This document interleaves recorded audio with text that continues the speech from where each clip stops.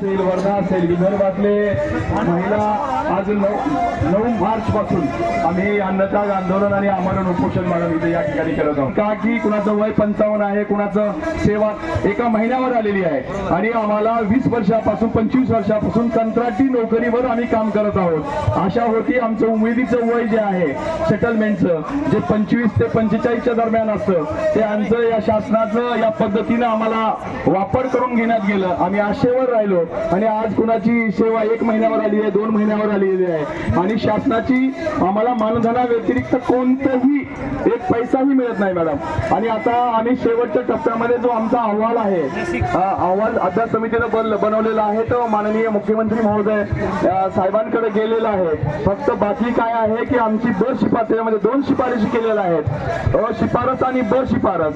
तर ब शिफारशीप्रमाणे आम्हाला सेवेत कायम करण्याचा रिमार्क मुख्यमंत्र्यांनी द्यावा आणि तो कॅबिनेट मध्ये घेऊन तो मंजूर करावा. या एकाच मागणीसाठी आम्ही आझाद मैदानामधून महाराष्ट्रातून तमाम जवळजवळ 2-2.5-3 हजार लोक या ठिकाणी एकवटलेले आहेत मॅडम. आणि आम्ही पोटतिडकीनं अगदी जीवाचं रान करून आम्ही या ठिकाणी ओरडत आहोत. म्हणताय सगळं प्रकरण आपल्याला माहिती आहे. समग्र शिक्षा संघर्ष समितीच्या वतीने महाराष्ट्रभरातून आलेले आपण सर्व शिक्षक बांधवांचं मी या ठिकाणी मनापासनं आपल्या ज्या संवेदना आहेत, आपल्या ज्या अपेक्षा आहेत शासनाकडनं, त्या अपेक्षासाठी आपण आझाद मैदान या ठिकाणी एकत्रित झालेलो आहोत. आपल्या ज्या मागण्या आहेत त्या मागण्या धरून आपण वर्षानुवर्ष शासनासोबत त्या ठिकाणी संघर्ष करत आहोत. खरं तर माझ्या जिल्ह्यातील, माझ्या तालुक्यातील आपले जे सहकारी आहेत ते सहकारी वारंवार आपला विषय माझ्यापर्यंत आणतात आणि त्यांच्या आग्रहाखातर जेव्हा जेव्हा मला शक्य झालं तेव्हा तेव्हा मी अधिवेशनामध्ये, सभागृहामध्ये आपला विषय घेतलेला आहे. यावेळेलाही आपण सगळेजण इथे येणार आहात. 9 तारखेपासून आपण जमणार आहात.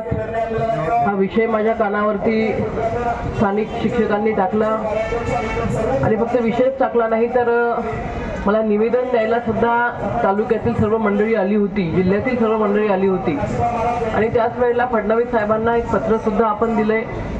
मी गेल्या आठवड्यातच ते पत्र फडणवीस साहेबांना दिले. त्याच्यावरती रिमार्क काय आहे तो आता मी घेते, त्याची प्रत तुम्हाला देते. परंतु तुमच्या या लढ्यामध्ये तुम्ही एकटे नसून आम्ही सुद्धा तुमच्या सोबत आहोत. जेव्हा जेव्हा आतापर्यंत संधी मिळाली तेव्हा प्रत्येक वेळेला सभागृहामध्ये तुमच्यासाठी आवाज उचललेला आहे. यावेळेलाही ती संधी जेव्हा मिळाली तेव्हाही आवाज उचललेला आहे. जोपर्यंत तुम्हाला न्याय मिळत नाही तोपर्यंत आम्ही सुद्धा तुमच्या संघर्षामध्ये आहोत, राहू असा शब्द देते. आणि तुम्ही सांगितले की ताई आता हे आमरण उपोषण आहे, जोपर्यंत GR निघणार नाही,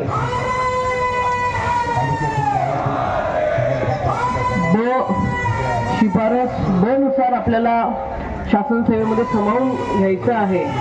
हा GR जोपर्यंत निघणार नाही तोपर्यंत आम्ही सुद्धा त्या ठिकाणी थांबणार नाही असा शब्द देते. गेल्याच आठवड्यामध्ये फडणवीस साहेबांशी भेटून तुमचं पत्र दिलं, परंतु आता पुन्हा आजच्या या भेटीचा संदर्भ देऊन नक्कीच त्यांच्याशी सकारात्मक चर्चा करू आणि ती चर्चेमध्ये काय होतं ते तुम्हाला त्या ठिकाणी सांगू. मी आपल्या सर्वांना विनंती करते की मुंबईतलाही सुद्धा पारा तापलेला आहे, ऊन खूप वाढलेलं आहे. आपण ठिकाणी आपला हा लढा चालू ठेवावा. खूप खूप धन्यवाद.